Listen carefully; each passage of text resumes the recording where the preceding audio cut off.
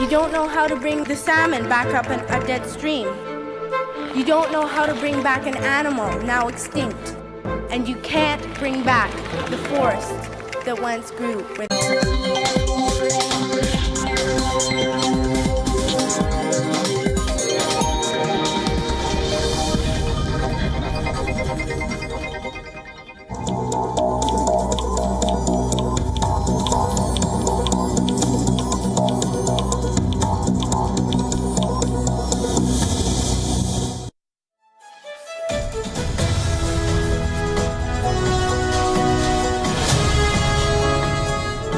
Hello and welcome. This is Gravitas. My name is Priyanka Sharma. Here's what's coming up tonight.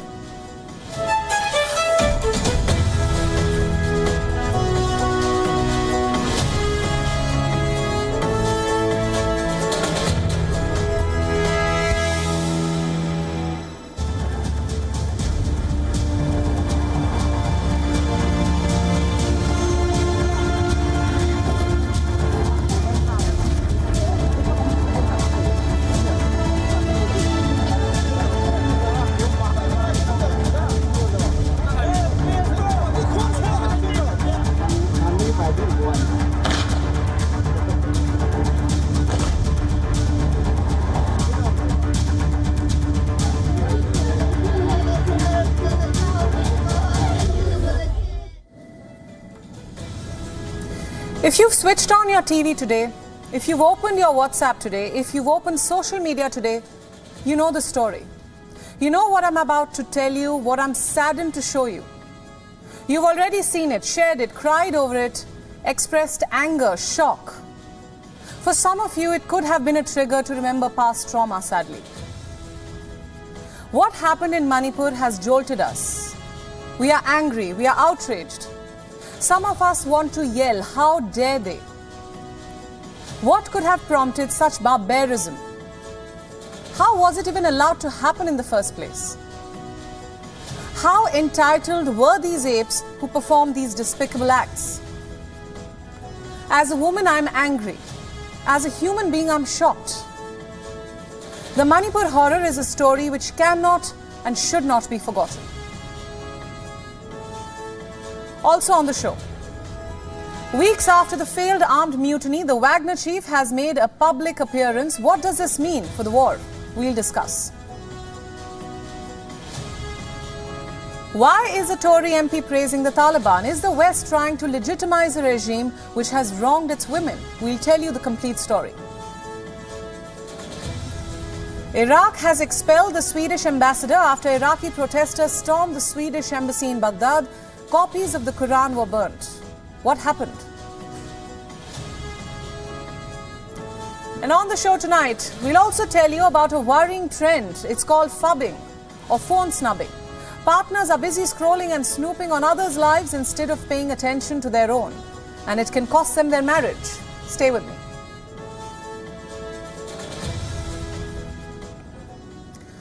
Our cover story tonight is about Manipur, a state in India racked by ethnic violence. It is about a shocking, unbelievable, barbaric video. It has shaken India's collective conscience. It is about a public atrocity against women. That once again proves that when human beings sink into barbarism, there are no depths to which they will not go. The video shows two women of a particular tribe being paraded naked and molested on the streets. Worse, much worse followed. As the women were dragged into a field by monsters, that's the only word that I can use. This saga of brutality has triggered a wave of outrage and condemnation across the country. Let's ask some questions. How did people sink into such insanity in the name of imagined revenge? Protests and clashes are part of the unfortunate aspects of social conflict, but this is beyond belief. Who are the leaders who instigated their followers to such depravity? The government of India has assured that no guilty person will be spared. The warning has come from the Prime Minister himself. He has said that what happened with the daughters of Manipur will never be forgiven. Listen to this. घटना चाहे राजस्थान की हो, घटना चाहे छत्तीसगढ़ की हो, घटना चाहे मणिपुर की हो, इस देश में हिंदुस्तान के किसी भी कोने में, किसी भी की राज्य सरकार में राजनीतिक वाद विवाद से ऊपर उठ करके कानून व्यवस्था का महात्मा, नारी का सम्मान, और मैं देशवासियों को विश्वास दिलाना चाहता हूं, किसी भी गुनहगार को बख्शा नहीं जाएगा। घटना चाहे राजस्थान की हो, घटना चाहे छत्तीसगढ़ की हो, घटना चाहे मणिपुर की हो, इस देश में हिंदुस्तान के किसी भी कोने में, किसी भी की राज्य सरकार में राजनीतिक वाद विवाद से ऊपर उठ करके कानून व्यवस्था का महात्मा, नारी का सम्मान, और मैं देशवासियों को विश्वास दिलाना चाहता हूं, किसी भी गुनहगार को बख्शा नहीं जाएगा। No one will be spared. That's what the Prime Minister is saying. Now remember, deadly violence has kept Manipur in turmoil for over 2 months. At least 130 people have died and more than 60,000 have been displaced. In this case, 2 arrests have now been made. More are expected to follow soon. Let's talk about the victims now. The 2 women who are cookies were allegedly assaulted by men of the Meitei group.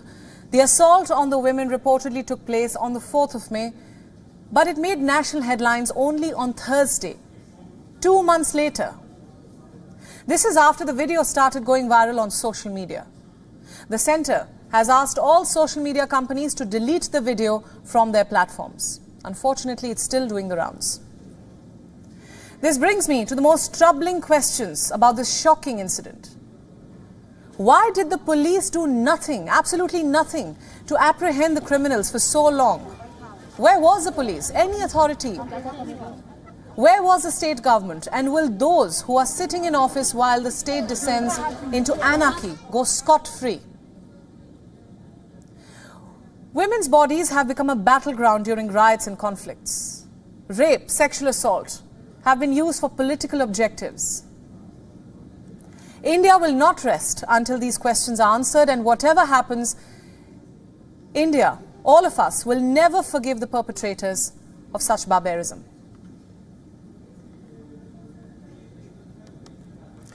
Now, from one theatre of violence, we turn to another. The Russia-Ukraine conflict. With each passing day, it's witnessing interesting twists and turns. Developments that might make for a good subplot in a Hollywood war film. Just take the case of Yevgeny Prigozhin, the man who rebelled against Kremlin and was sent into exile to Belarus. A few days back, the Belarusian president said that he was no longer in his country and had returned to St. Petersburg. Turns out he's still there. A new video has now emerged. It claims to show the mercenary chief addressing his fighters in Belarus. This is the first footage of the Russian warlord that has emerged since the mutiny last month. Is it credible? It seems to be, because it was published by 2 Telegram channels affiliated with the Wagner mercenary group itself. But that's not the point here. The point is, did the Belarusian president Alexander Lukashenko lie? Did he deliberately sell the narrative that Prigozhin had gone back to Russia? If so, why? Is Prigozhin really what many doubt, a Trojan horse? Was the mutiny a facade for something bigger? There are no easy answers to these questions, just a host of questions and more speculation. Adding to the speculation is this video.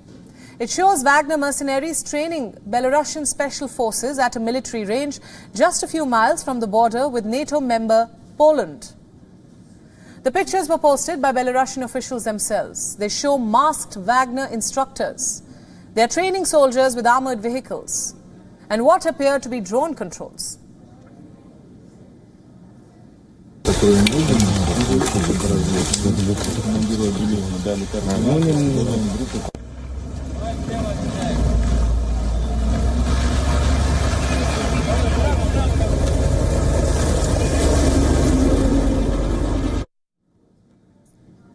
The timing of this video is interesting. It was released on the same day when the Kremlin issued a statement saying that Russia is concerned about Poland's decision to move troops near the Belarusian border. It called the actions aggressive and hostile, which call for increased attention. So how do we perceive this? Is Poland Russia's next target? Have the mercenaries been sent to Belarus to prepare for a new phase of this war? We won't be surprised if they indeed have been. Because for the last 1 year, Poland has been receiving chilling threats from Moscow, both from Russian officials and Russian media outlets. The most notable one came from a Russian TV anchor who suggested that Poland should be Moscow's next target. But one thing's certain, this war is entering a new and dangerous phase, and the Wagner intrigue is just one aspect of it. The other are false flag operations. The United States has warned that Russia may conduct one such operation soon. It says that Moscow might attack civilian ships in the Black Sea and blame Ukraine. The warning has been issued by the US National Security Council. It says, and I'm quoting, "The Russian military may expand their targeting of Ukrainian grain facilities to include attacks against civilian shipping." The body has further added that these claims are based on newly declassified intelligence. And as Russia allegedly prepares for false flag operations, Ukraine is using artificial intelligence to target Russian soldiers. Look at this report now. Kyiv is apparently using AI images, artificial intelligence images, to extract war information from Russian troops. How are they doing this? By utilizing AI-generated images of non-existent women. These images are then used in fake profiles to target soldiers who are feeling lonely and isolated. These profiles take advantage of their longing for companionship and allows the people behind it to gain their trust. So much so that some of the soldiers go to the extent of sharing confidential information about their deployments and military operations. And guess who's going to fund such operations besides the battle on ground? The European Union. It is drawing up plans to set up a $22 billion fund to be spent over 4 years to help Ukraine defeat the Russian invasion. The plan will come up for talks in Brussels on Thursday. But a more detailed debate will take place on August 31st at the EU Foreign Ministers meeting in the Spanish city of Toledo. Some member states, notably Moscow's best friend in the European Union, Hungary, may oppose the idea. So a final political approval is not expected until European leaders meet at the EU summits in October or even December. So at the end of the day, this is what we have so far. The Wagner chief has made a comeback. He's training his fighters near Poland. Russia is threatening Poland for increasing its troop deployment. And the EU is stepping UN funding for Ukraine. It seems the war is set to get more fierce. We'll, of course, track each update. Before I begin my next story, I want you to take a look at these visuals.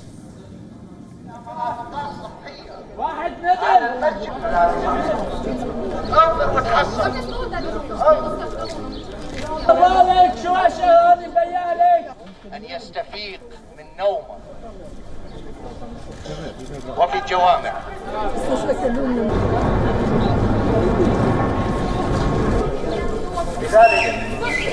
ما هذه المجموعات التي تحاول Do you remember this incident? Last month, an Iraqi protester had burnt Islam's holy book of Quran in Sweden. Swedish authorities had allowed it. Another such incident was planned for today, but this time, Iraq has retaliated. Supporters of religious and political leader Muqtada al-Sadr set the Swedish embassy in Iraq on fire. No casualties have been recorded, but Sweden is angry. Iraq has also expelled the Swedish ambassador, and now it threatens to cut diplomatic ties altogether. Take a look at all the details coming up in this next report. Over 3 weeks ago, on Eid al-Adha, an Iraqi refugee in Sweden burned Quran in front of Stockholm's largest mosque. Another fire was on the cards near the Iraqi embassy in Stockholm. But before that could happen, fire was answered with fire. Hundreds of Iraqi protesters torched Sweden's embassy in the capital city of Baghdad. Who were these people? Supporters of Shia religious and political leader Muqtada al-Sadr. Some held his portraits. Some raised copies of the Quran in the air. Others waved flags. Around 1 a.m. in Baghdad, the protesters scaled the Swedish embassy's walls, chanting pro-Sadr slogans. They clashed with the security forces and set the building ablaze. Smoke rose as firefighters extinguished stubborn embers. Outside the walls, the protesters celebrated what they had done. Iraqi riot police fired a water cannon to disperse them. Security forces chased them away with electric batons. The Iraqi government strongly condemned the whole incident. It declared it as a security breach and vowed to protect diplomatic missions. But at the same time, Baghdad threatened to cut ties with Sweden. It released this statement. Let me read it out. The Iraqi government has informed the Swedish government through diplomatic channels that any recurrence of the incident involving the burning of the Holy Quran on Swedish soil would necessitate severing diplomatic relations. Swedish Foreign Minister Tobias Billström announced that embassy staff were safe, but Iraqi authorities had failed in their responsibility to protect the embassy. Anger had been boiling in Iraq for weeks, but the lid finally blew off when news of another planned burning of Quran came up. That's right, on Wednesday, a police permit showed that the Swedish police had approved a public meeting outside Iraq's embassy in Stockholm. 2 people were expected to participate. One of them was the man who had started this whole fiasco with the first burning incident. Supporters of Muqtada al-Sadr chose to retaliate this time. He is one of Iraq's most powerful figures. He commands hundreds of thousands of followers and hasn't hesitated from calling them to the streets. In a tweet, he said, and I quote, "I will wait for the firm official response before any action of my own." He also said Iraqi government should not resort only to condemnation and must take a firm position. Now, the authorities of Iraq have threatened to sever ties with Sweden. And what is Sweden's response? Swedish police says it had denied several applications earlier this year for similar protests. It had cited security concerns for this, but Swedish courts have since overturned the police's decisions. Why is that? They say such acts are protected by the country's laws for freedom of speech. But, seeing the latest chaos, the Swedish government is considering changing the law. The said change would allow police to stop people from burning the Quran in public, if they endangered Sweden's security. Bureau Report, WION World is One. Chinese President Xi Jinping recently had talks with his old friend. Don't be confused, we are talking about former US top diplomat Henry Kissinger. Xi called him an old friend when Kissinger made a surprise visit to Beijing. The US says he is visiting as a private citizen. Kissinger has played a crucial role in molding US-China ties since the 1970s. So why did the 100-year-old make a visit to Beijing? Why would he meet Xi Jinping as a US citizen? Let's get into the details. We are talking about a man who is 100 years old, no joke. It is a miracle how he flew for a business trip despite his age. Although US officials are curious why he made the surprise visit in the first place. They say he was there under his own volition and not acting on behalf of the US government. President Xi gave Kissinger a very warm welcome. She said, and I quote, "We will never forget our old friends and will not forget your historical contributions to develop US-China relations and friendship between the two peoples." I'm really glad to meet Mr. Kissinger. It's been over 3 years since our last meeting. You've just celebrated your 100th birthday, and I wish you a long and healthy life. There's an old saying in China that great virtues come with longevity. You're 100 years old and have paid more than 100 visits to China. The 200s feature a special meaning to your current China visit. The two met at a state guest house. Now, why does this matter? Well, because it's a more intimate space than the sprawling Great Hall of the People, the place where most meetings with foreign diplomats take place. But before meeting Xi, Kissinger also met with top diplomat Wang Yi and Defense Minister Li Shangfu. The talks revolved around peaceful coexistence between the two superpowers. By now it's clear why Kissinger was in Beijing. To strengthen the US-China ties. But there's more. Reports say that Kissinger said that he was a friend of China. He told the Chinese officials, and I quote again, "Neither the United States nor China can afford to treat the other as an adversary. It is central to the peace in the world and to the progress of our society." Experts say that it's not a surprise that Kissinger took matters into his own hands. Why? It's because the man has more freedom as a mere citizen. Let's tell you what he can do that diplomats can't. Kissinger can be more frank. As a private citizen, he can have more open discussions with Xi Jinping and other officials. This gives him more leeway in presenting US concerns and even demands. It's also less controversial for him to meet Chinese officials. We are talking about officials like the Chinese Chief of Defense, General Li Shangfu. Li has been under US sanctions since 2018 for buying arms from Russia. And last month, Beijing refused US counterpart Austin to meet Li in Singapore. Apart from the US Secretary of State Antony Blinken, Kissinger is the only figure that Xi Jinping has met in the recent weeks. Although US officials like Treasury Secretary Janet Yellen and US Special Envoy for Climate John Kerry also made a visit to Beijing recently. But they did not get any FaceTime with the Chinese president. After months of hostility due to the spy balloon incident this year, diplomatic negotiations appear to be back on track with China, but experts say that although Beijing may make token gestures of goodwill, it may not shift the fundamentals driving US-China relations. You see, Kissinger has a controversial status in parts of Asia due to his role in the Vietnam War. But China holds him in high regard for aiding its re-engagement with the world. So will the former diplomat actually mend ties? We'll have to wait and watch. Let's move on now. Senegal is one of the more stable countries in Africa, but this is only economically and politically. Climate change poses a threat to Senegal as well, just like the rest of the world. Rising temperature is poised to put increasing pressure on dwindling water supplies, but one man rallied his fellow Senegalese to step up and find fixes to the issue themselves. Take a look. In arid northern Senegal, getting water can involve miles of walking. That can mean a dire choice between watering farms and quenching thirst. But villages like Ourou Amadi Baga are part of a wider community that exists on the internet. This well has been constructed through a crowdfunding campaign. It was organised by builder and fundraiser Mamadou Diakate. They told us that in many villages there are water problems, but above all, these water problems impact on learning.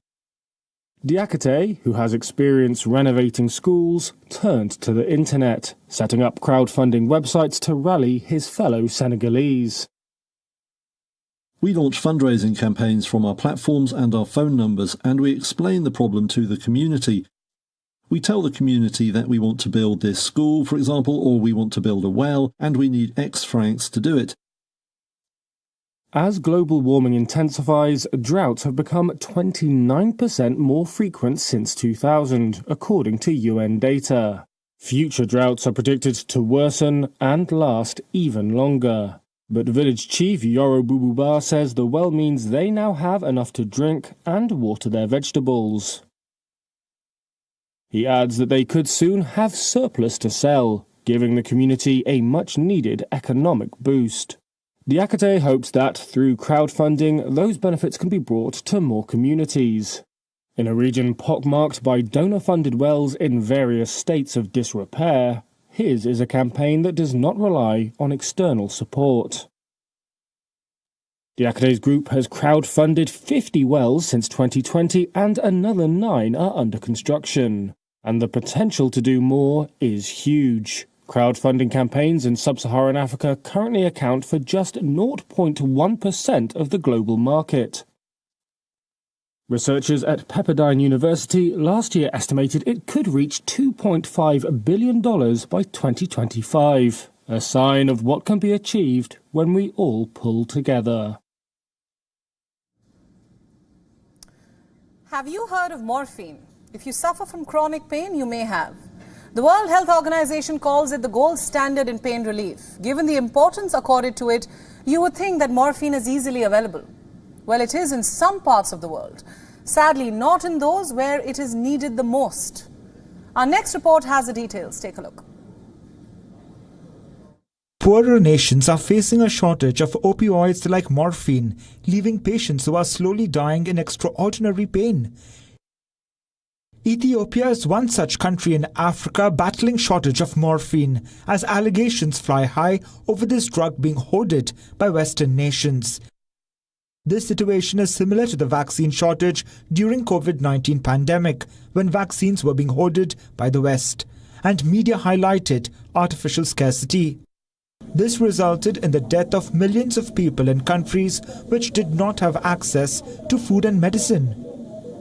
Cut to 2023, the same is happening with opioids. The poorest countries receive just 1% of the global morphine supply, despite having 50% of the world's people, according to a report published in 2017 by the Lancet's Commission on Palliative Care and Pain Relief. But what is morphine, and why does the world need it? Morphine is a drug used to treat moderate to severe pain that may be acute or chronic. Morphine sulfate is made from opium. It is a type of opiate and a type of analgesic agent. It is given for musculoskeletal pain, abdominal pain, chest pain, arthritis, and even headaches. It is given when patients fail to respond to first and second line agents. If morphine is vital in alleviating pain, then why is there a shortage? Are Western nations hoarding the drug? According to reports in Nigeria, there is only enough morphine available to meet 0.2% of needs, whereas in Canada, there is enough to meet more than 3,000% of national needs. The situation is similar to the time when richer nations were hoarding vaccines during COVID-19 pandemic, while poorer nations had little or no access to COVID-19 vaccines. United States, Canada, European Union, Japan were among the countries accused of hoarding more vaccines than required. So are these countries doing the same thing now?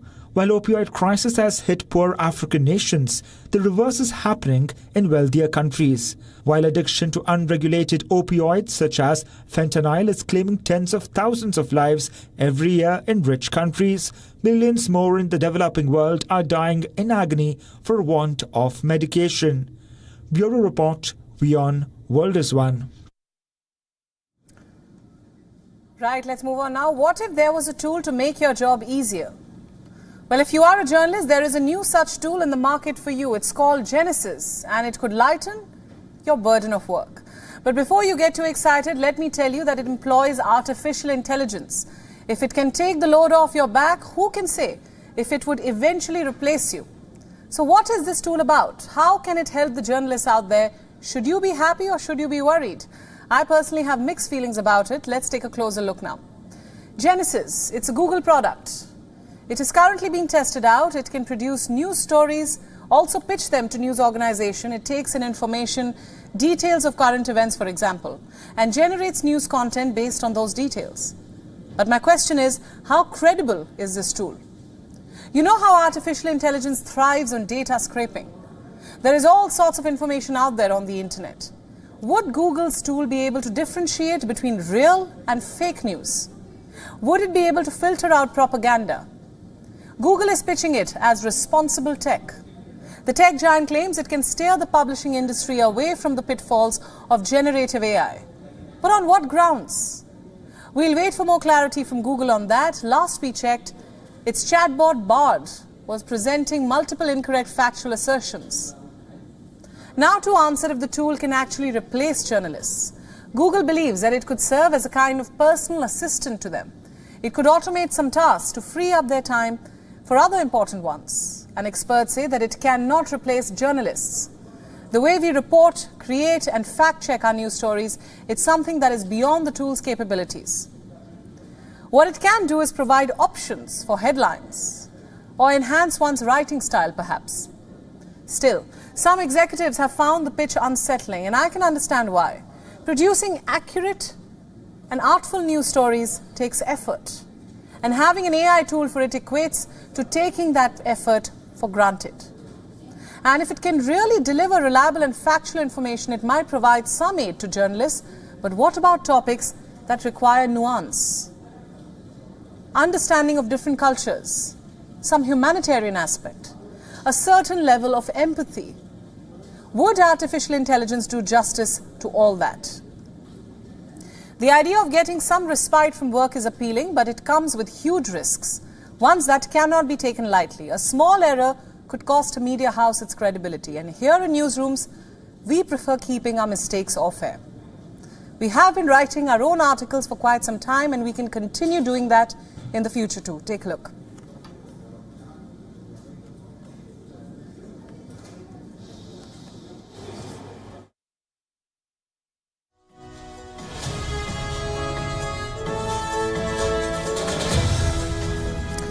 Now these AI tools are trained using those very articles with zero compensation to writers or publishers, of course.